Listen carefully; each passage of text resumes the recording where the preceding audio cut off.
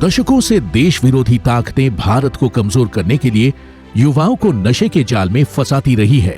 लचर कानून, केंद्र, राज्य एवं विभिन्न संस्थानों के बीच समन्वय की कमी और जवाबदेही सुनिश्चित न होने से स्थिति गंभीर हो गई।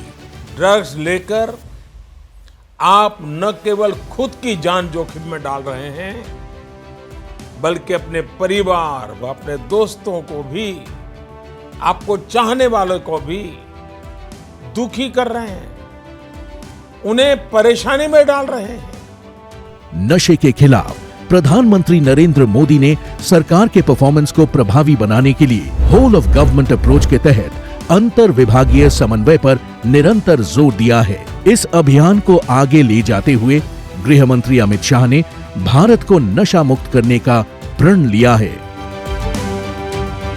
नशा मुक्त भारत के लक्ष्य की प्राप्ति के लिए नशे के खिलाफ जनमानस बनाने के साथ सभी राज्य सरकारों के सहयोग व अभियान में जुटी संस्थाओं के आपसी समन्वय पर जोर देते हुए गृह मंत्री अमित शाह के नेतृत्व में कई प्रभावशाली कदम उठाए गए, जैसे एनकॉड की 4 स्तरीय मैकेनिज्म के द्वारा समन्वय। इसके तहत सभी स्तरों पर एनकॉड के सभी स्टेक होल्डर्स की नियमित मीटिंग के निर्देश के अलावा एनकॉड पोर्टल पर एकीकृत ड्रग के डेटा, प्रबंधन, न्यायालय के आदेश, संबंधित नियम व कानून इत्यादि उपलब्ध है।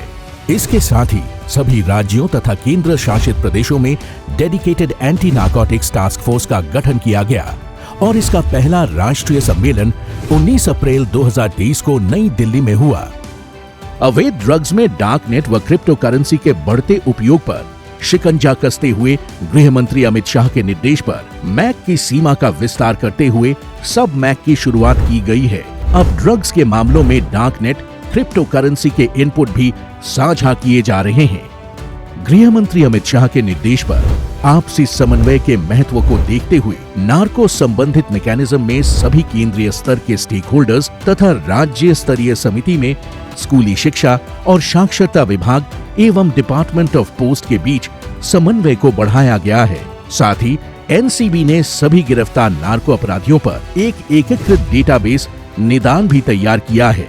अंतर्राष्ट्रीय ड्रग माफिया पर नियंत्रण के उद्देश्य से डीईए, एएफपी, एनसीए, आरसीएमपी जैसी अंतर्राष्ट्रीय एजेंसियों के साथ भी उचित समन्वय किया गया है। मोदी सरकार का मानना है, नशे के आदि युवा विक्टिम है, क्रिमिनल नहीं। इसीलिए इन युवाओं को नशे की गिरफ्त से निकालने और उनके रिहैबिलिटेशन के लिए जनता को साथ लेते हुए विशेष जन जागरूकता अभियान भी चलाया जा रहा है। जो मादक द्रव्यों का सेवन करते हैं वो बेचारे विक्टिम है।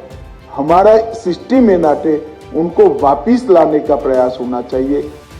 इसी क्रम में एनसीबी पूरे भारत में ड्रग सेवन की दृष्टि से 372 सबसे संवेदनशील जिलों में 8000 युवा वॉलंटियर्स के माध्यम से ड्रग्स के खिलाफ जन जागरूकता के लिए विभिन्न कार्यक्रमों का आयोजन भी कर रहा है। अब तक 3 करोड़ से अधिक युवा और 2 करोड़ से अधिक महिलाएं इस अभियान से जुड़ चुके हैं। मोदी सरकार द्वारा ड्रग्स के खिलाफ इस लड़ाई को डिटेक्शन, नेटवर्क के डिस्ट्रक्शन, कल्प्रिट के डिटेंशन और एडिक्ट्स के रिहैबिलिटेशन पर एक समान ध्यान देकर अंजाम तक पहुंचाया जा रहा है। गृह मंत्री अमित शाह के प्रयास, नीति और रणनीति से देश अपने लक्ष्य नशा मुक्त भारत की ओर तेजी से बढ़ रहा है। नशा मुक्त भारत ही आने वाली पीढ़ी और देश के स्वर्णिम भविष्य के लिए सबसे बड़ा उपहार होगा।